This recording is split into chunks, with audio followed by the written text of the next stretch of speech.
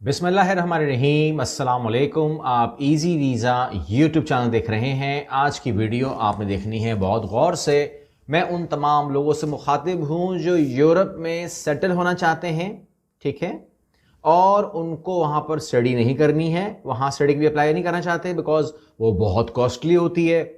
Number one, हम तो process करते नहीं है, लेकिन वो बहुत कॉस्टली होती है और आपके पास अब तक जॉब ऑफर भी नहीं है और आप चाहते हैं कि विदाउट जॉब ऑफर आप चले जाएं।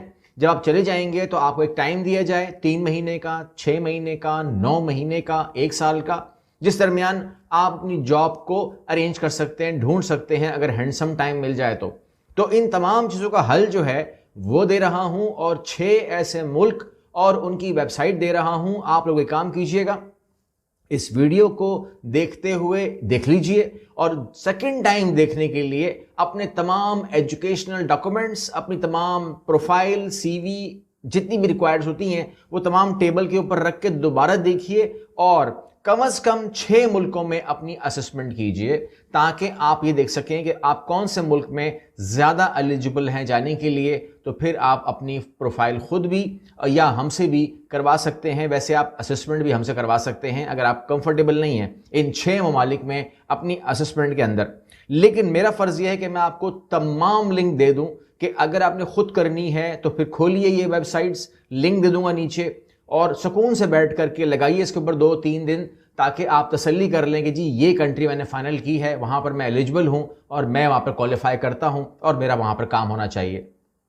ओके, अब आ जाइए 1 बाय 1 हम शुरू करते हैं जर्मनी से। जर्मनी का जो वीज़ा मिलेगा आपको, उसको हम कहेंगे, टाइटल देंगे जॉब सीकर वीज़ा। आपने करना यह है कि आपने इस वेबसाइट के ऊपर आना है, ठीक है, और इस साइट पर आकर आपने फॉर स्किल्ड वर्कर, ये आप देख रहे हैं, ये गवर्नमेंट की जॉब है, वीज़ा फॉर जॉब सीकर्स। यहाँ पर तमाम मालूमात मौजूद है। यहाँ पर तमाम जो आपकी वो है जिसे हम कहते हैं ना कि जॉब सीकर वीज़ा के हवाले से जो इन्फॉर्मेशन चाहिए आपको वो तमाम अवेलेबल है। इसके अलावा भी अवेलेबल है, इसके अलावा भी आपके पास working in Germany, studying, training, visa, resident, living in Germany and so on available है। लेकिन आपकी जो हम आज बात कर रहे हैं, हम बात कर रहे हैं उस वीज़ा की जिसको आप जॉब सीकर कहते हैं, जिसमें आपको जाना जॉब सीकिंग के लिए है, तकरीबन 6 महीने के लिए, और आपको वहां पर जैसे आपको मैंने कहा कि आपके पास जॉब ऑफर नहीं है, फिर आपने जाना है तो जर्मनी का ऑप्शन आपने इस्तेमाल करना है। उसके बाद दूसरा जो ऑप्शन है वो मैं आपके सामने रख देता हूं और वो है ऑस्ट्रिया का। और यहां पर आपको ऑस्ट्रेलिया के लिए 100 पॉइंट का एग्जाम दिया जाएगा। अब एग्जाम नहीं कहना चाहिए, असेसमेंट की रिपोर्ट कहनी चाहिए कि 100 पॉइंट आपके सामने होंगे और आपको अपनी प्रोफाइल जो आपने टेबल पर रखी है उसमें से 70 पॉइंट निकालने हैं। अगर आप 70 पॉइंट निकाल लेते हैं तो ऑस्ट्रिया के अंदर आपको मौका फराहम किया जाएगा कि आप वहां पर आ सकते हैं। ये आप वेबसाइट देख रहे हैं migration.gv.at, यहां पर आप जाएंगे और वेरी हाई क्वालिफाइड वर्कर के लिए ये पॉइंट्स हैं। यहां पर आप देख लीजिए, हर चीज का स्कोर दिया हुआ है, ये स्कोर देख लीजिए। अपनी तमाम जो आपकी चीजें अवेलेबल हैं, आपकी तालीम, आपकी एज, आपकी एक्सपीरियंस, आपका वटएवर जो भी आपके पास अवेलेबल है, मैच करते जाइए। अगर आप 70 प्लस स्कोर लेते हैं तो yes, you will be eligible. यहां हम बात कर लेते हैं तीसरे मुल्क की और वो है पुर्तगाल। पुर्तगाल के अंदर जो है, अच्छा, ये जो दूसरे बड़े मुल्क है ना, यहां पर आपको तकरीबन 60 से 70 हज़ार यूरो एनुअल सैलरी मिल जाती है, लेकिन वहां पर टैक्सेस भी हाई होंगे, वहां पर जो खर्चा है, लिविंग कॉस्ट, ये भी हाई होगा, तो वो उसी एवरेज से पैसा मिलता है आपको, ठीक है ना, जो एक्सपेंसिव है। अब पुर्तगाल जो है, वहां पर जो हमारे लोग काम कर रहे हैं, जिनसे मेरी बात होती है, वो 30-32 हज़ार डॉलर के रेंज यूरो में होते हैं, लेकिन उनकी वहां पर टैक्सेस भी कम होते हैं, वहां पर लिविंग स्टैंडर्ड जो उसका होता है कॉस्टिंग का वो भी कम होता है। तो वो डिपेंड वही करता है कि जो 50 हज़ार बता रहा है, 60 हज़ार बता रहा है, मैं इंस्पायर नहीं होता। जो पुर्तगाल में 30 बता रहा है तो मुझे कोई प्रॉब्लम नहीं होती है, बिकॉज मुझे मालूम है कि वहां पर लिविंग कॉस्ट भी वैसे ही अफेक्ट करती है। जो पुर्तगाल है वो आपको 120 दिन से लेकर 180 दिन का वीजा दे देती है, यानी कि आप 4 महीने पे जाते हैं और वो 6 महीने हो सकता है। और उसके लिए मैंने आपको लिंक दे दिया है, आप ये वाला लिंक खोलेंगे जॉब सीकर वीजा का और यहां पर अपनी जो असेसमेंट है वो करेंगे। अगर आप एलिजिबल होंगे तो yes, you can apply for Portugal job seeker visa. वहां पर अपना टाइम दीजिए और उसके बाद जॉब ढूंढिए, आपको अलाउ होगा जॉब उस पर निकालना और ढूंढना और उसके अंदर अप्लाई करना, ये आपके लिए अवेलेबल होगा। उसके बाद अगेन एक बड़ा नाम स्वीडन आपके सामने आ गया है। वहां पर कुछ मसले मसाइल थे, कुछ सॉल्व हो चुके हैं, ठीक है। गवर्नमेंट ने सपोर्ट की है, अच्छी सपोर्ट की है। तो यहाँ पर आप जो है ये वैलिड होगा 3 मंथ्स के लिए और can be granted for 9 months, ठीक है। 3 महीने से लेकर 9 महीने तक आप वहां रह सकते हैं लीगल। अगर आपको बढ़ाना हो तो आप 9 महीने तक स्वीडन में रह सकते हैं। और उसके लिए मैंने आपको वेबसाइट दे दी है जो आप स्क्रीन पर देख रहे होंगे, some tips and tricks for working in Sweden. Tips भी पढ़िए, ट्रिक्स भी पढ़िए और अप्लाई भी कीजिए। तमाम चीजें जो है ये आप लोगों के लिए हैं। अगला नाम मैं आपको दे रहा हूं और वो है डेनमार्क का। एक बड़ा नाम है, लेकिन ये जो है आपको मालूम है कि अगेन एक लंबी असेसमेंट दरकार है, जिसको हम कहते हैं पॉजिटिव लिस्ट। पॉजिटिव लिस्ट जारी कर दी गई है। पॉजिटिव लिस्ट लीजिए और यहां पर अपने आप को इस लिस्ट के अंदर ढूंढिए, क्या आप इसमें आते हैं। अगर आप इसमें आते हैं तो yes you will be eligible. अगर आप एलिजिबल हैं तो अप्लाई कीजिए। आपकी जो डेस्टिनेशन है वो डेनमार्क होगी। आप वहां पर 9 महीने तक रह सकते हैं। अपने लिए रास्ते निकालिए। अगर कोई आदमी 9 महीने तक भी रास्ता ना निकाल सके, मतलब मैं जॉब सीकर्स को अगर मैं जनरली बात करूं, यहां पर आपको 6 महीने से 9 महीने की बात सभी करेंगे। चले मैं आखिरी बात कर लेता हूं, फिर आपसे बात कर लेता हूं। ये है नाम दुनिया का सबसे खुशहाल मुल्क का, एंड दैट इज फिनलैंड, ठीक है ना। फिनलैंड में अगर आप अप्लाई करते हैं तो ये भी आपको तकरीबन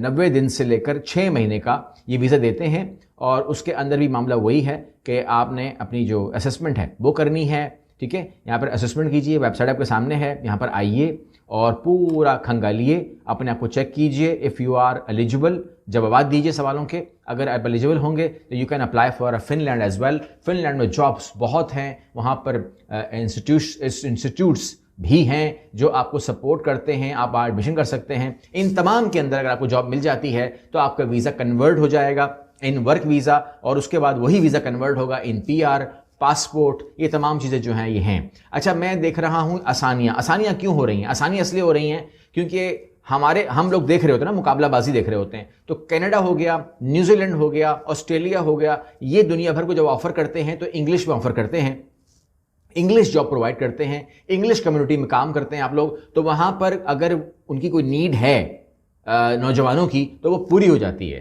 ठीक है ना। हाई स्किल्ड वर्कर चाहिए, वहां पे गैप आ रहा है। लेकिन इस खेल में यूरोप बाहर हो गया था। यूरोप क्यों बाहर हुआ था? क्योंकि वो लोग अपनी प्राइमरी लैंग्वेज को ही आगे बढ़ा रहे थे, और उसके अंदर मामला ये हो रहा था कि जो उनकी प्राइमरी लैंग्वेज आगे आई थी तो उन्होंने प्राइमरी लैंग्वेज के अंदर ही अपनी जो उनकी लोकल लैंग्वेज है उसी के अंदर उन्होंने वेबसाइट बना दी और मांग रहे हैं इंटरनेशनल काम करने वाले, ठीक है ना। अब हमने तो उनको भुगता है, हमने तो स्पेन के अंदर, स्पेनिश के अंदर सीवी भेजी है, कवर लेटर भेजा है, हमने तो हर जगह पे वो काम किया है, लेकिन मांगने पे किया है, क्योंकि वो भी ट्रांसलेट करते हैं, हम भी करते हैं, तो कम्युनिकेशन हमारी तो हो जाती है। लेकिन अब उन्होंने कहा कि जी हम इंग्लिश के अंदर वेबसाइट्स देंगे ताकि हमारे जो लोग हैं वो हमारी तरफ भी आ सकें, क्योंकि वहां पर भी बूढ़े मौजूद हैं। बूढ़ों के लिए हेल्थ केयर सिस्टम ऑन किया हुआ है, उनके केयर करने के लिए भी लोग नहीं है। अब जो वहां पर लोग काम करने वाले वो भी नहीं है, तो लिहाजा उनको वो मजबूरी, तकलीफ तो आ गई ना कि वो काम करें वहां पर, क्योंकि टैक्स जनरेट करना है। बूढ़े टैक्स नहीं दे सकते, बूढ़े तो उल्टा टैक्स लेते हैं। वो कहते हैं जो तुम ले रहे हो वो हमें दो। एक को कौम वहां वो आबाद हो गई है, एक बच्चे हैं जो टैक्स नहीं दे सकते। जब तक बच्चा पढ़ रहा है तब तक वो टैक्स नहीं दे सकता।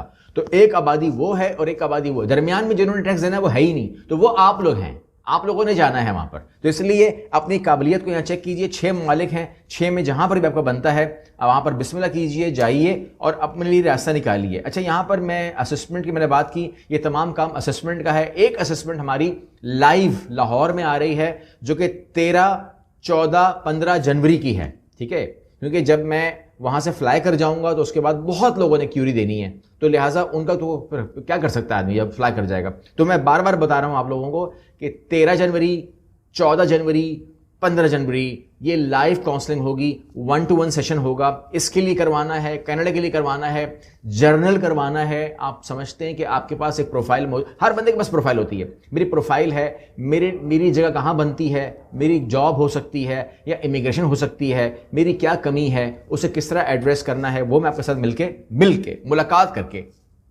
लाहौर में कर सकता हूं। बाकी जो एरियाज हैं उनके साथ मैं आता रहूंगा। अभी मेरे पास टाइम बहुत शॉर्ट है, इसलिए मैं सिर्फ 3 दिन ही लेकर आया हूं, तो वो 3 दिन में दे दूंगा लाहौर को। उसके बाद ज़ाहिर इस्लामाबाद की बारी भी आएगी, कश्मीर की बारी भी आएगी, KPK की बारी भी आएगी, बलूचिस्तान की बारी भी आएगी, सबकी बारी आएगी। एक शहर भी नहीं छोड़ूंगा इंशाल्लाह, एक सूबा भी नहीं छोड़ूंगा। लेकिन टाइम से, ठीक है। वो कब होगा मुझे पता नहीं है, एज पर अवेलेबिलिटी होगा। जहां तक बात आपकी आपने सवाल किया ऑनलाइन क्लासेस का, एयर टिकटिंग का, तो वो 10 तारीख से शुरू हो रही है, ठीक है। आज 5 तारीख है, 5 या 6 तारीख है शायद, मुझे पता नहीं है, लेकिन अगर 5 है तो आप 10 से शुरू हो रही है क्लास, 10 जनवरी से आप उसको ऑनलाइन ज्वाइन कर सकते हैं। पाकिस्तान का वाहिद इंस्टीट्यूट है जो टीचर के साथ ऑनलाइन स्टडी करवाता है आपको।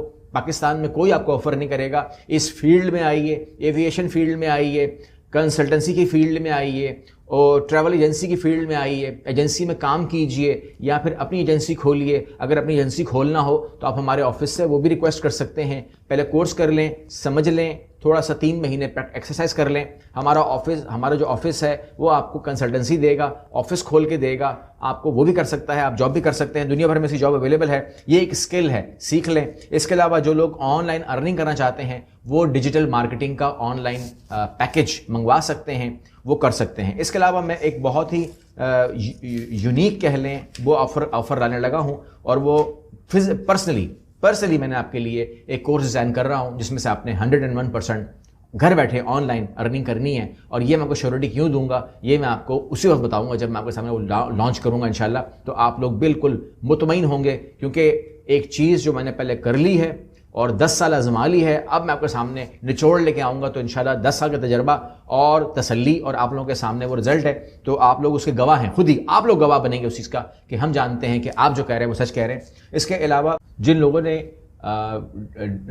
उस प्रोग्राम में लिया है, जिन लोगों को कोड इशू हो गए हैं और जो लोग परेशान हैं कि जी हमें तो कोड भी इशू हो गया है, हमें तो ईमेल भी आ गई है, जिन लोगों ने ईमेल की है उनको कोड जारी हो गए, तो उन लोगों से रिक्वेस्ट ये है कि वो तैयार हो जाएं। कल हफ्ता है, ठीक है, सैटरडे है। सैटरडे को शाम 6 बजे, हफ्ते को शाम 6 बजे मैं लाइव आकर, आपको हमारा ऑफिस मालूमात नहीं देगा उसकी, मैं लाइव आकर जो है मैं आप लोगों के साथ क्लास करूंगा और मैं आप लोगों को वो पूरे प्रोग्राम की जो मैंने आपको एफिलिएट प्रोग्राम का बताया है ब्रीफ करूंगा। आप लोगों के सवालात लाइव होंगे, मैं आपको लाइव जवाब दूंगा। तो जिन लोगों ने एनरोलमेंट करवाई है एफिलिएट मार्केटिंग के अंदर, वो लोग शाम को 6 बजे, मैं आपको रिमाइंड नहीं करा पाऊंगा बिकॉज 10-12 हज़ार लोग हैं तो मैं रिमाइंड नहीं करा पाऊंगा। आप लोगों ने, और आपको कॉल आएगी, आप लोगों ने हफ्ते की शाम 6 बजे लाइव आ जाना है।